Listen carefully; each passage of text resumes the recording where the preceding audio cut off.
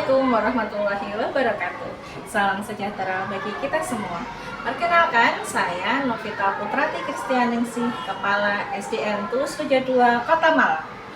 Saya akan memaparkan video praktik baik yang akan saya ikut sertakan dalam Jambore GTK 2024. Kategori yang saya ikuti adalah Kepala Sekolah Inovatif Jenjang Sekolah Dasar. Adapun topik yang saya pilih adalah perencanaan berbasis data dengan judul Rimba Karya, akronim dari Sehari Membaca dan Berkarya. Kemampuan literasi siswa yang berada di batas kompetensi minimum memerlukan perhatian, terutama saat saya melihat siswa-siswi jarang membaca. Sehingga saya mengajak seluruh guru untuk merencanakan sebuah kegiatan yang dapat menumbuhkan minat baca siswa. Maka muncullah Rimba Karya dengan kegiatan di tahun 2022 adalah pembiasaan literasi 15 menit di awal pembelajaran dan penggalaan literasi kelas dengan sudut baca. Implementasi Rimba Karya menunjukkan peningkatan literasi yang tergambar dalam rapot pendidikan di tahun 2023. Hasil ini mendukung saya untuk mengembangkan program Rimba Karya karena saya menyadari bahwa keberhasilan suatu program terletak pada siklus yang berkelanjutan, mulai dari perencanaan, implementasi, evaluasi, dan tindak lanjut. Maka saya mengajak seluruh guru untuk melakukan evaluasi pelaksanaan Rimba Karya dan mendaftar hambatan-hambatan maupun tantangan yang kami temui. Dan berikut ini adalah hasilnya. Yang pertama, Rimba Karya membutuhkan waktu lebih banyak, 15 menit di setiap hari rasanya masih kurang. Yang kedua, Rimba Karya membutuhkan kegiatan yang menarik dan menyenangkan. Yang ketiga, Rimba Karya membutuhkan tim khusus untuk mengembangkan program literasi. Maka di tahun 2023 saya membentuk tim literasi yang khusus mengembangkan program Rimba Karya. Saya bersama tim literasi untuk program-program Rimba Karya yang akan dilaksanakan. Yang pertama, membuat pembiasaan literasi perpustakaan. Kegiatan ini membiasakan siswa untuk berkunjung ke perpustakaan.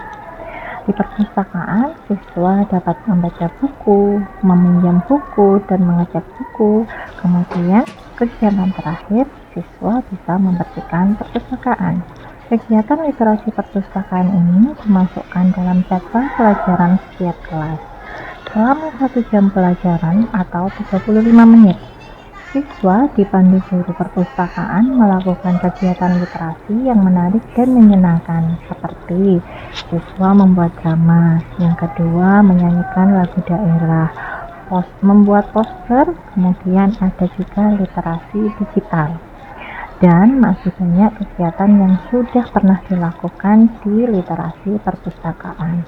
Selanjutnya, kami pun melakukan kerjasama dengan Perpustakaan Kota Malang sebagai variasi buku bacaan siswa. Kemudian, kita juga mengadakan kegiatan gebyar untuk menampilkan karya siswa yang sudah dibuat selama literasi perpustakaan.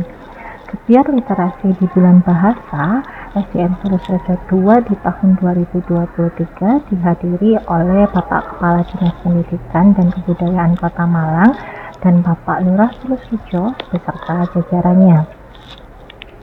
Selain itu, kami juga pada akhir pelajaran tahun 2023-2024, siswa-siswi kami sudah mampu meluncurkan hasil karya antologi siswa dari kelas 1 hingga kelas 6. Melalui kegiatan Rimba Karya, Sehari Membaca dan Berkarya, siswa-siswi SDN Tulus Rejo 2 Malang lebih bersemangat dan termotivasi untuk berliterasi. Perpustakaan kami tidak hanya menjadi tempat membaca buku, namun juga menjadi arena untuk menggali bakat dan minat dengan berbagai kegiatan literasi yang dikolaborasikan dengan proyek berkarya. Seluruh aktivitas Rimba Karya tentunya tidak luput dari bimbingan dan monitoring berkala berkelanjutan oleh Ibu Kepala Sekolah. Perencanaan berbasis data dengan rapot pendidikan adalah suatu proses yang dilakukan secara berkala, konsisten, dan berkelanjutan agar hasil yang didapat lebih tepat dan akurat. Terlihat dari hasil rapot pendidikan tahun 2023, indikator literasi sekolah kami tidak mengalami penurunan, sehingga kami berkesempatan kembali untuk mendapatkan BOS kinerja dari hasil capaian terbaik. Dengan melakukan PBD, kepala sekolah akan melihat dengan tepat indikator yang mendukung keberhasilan dan yang maupun kegagalan dari proses yang telah dijalankan. Sehingga langkah perbaikan maupun mempertahankan selanjutnya akan lebih tepat sasaran, efektif, dan efisien.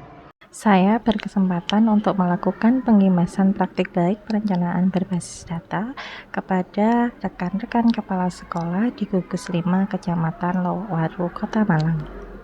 Mulailah dari sekarang, mulai dari langkah kecil, lakukan perencanaan berbasis data untuk meningkatkan mutu pendidikan. Wassalamualaikum warahmatullahi wabarakatuh.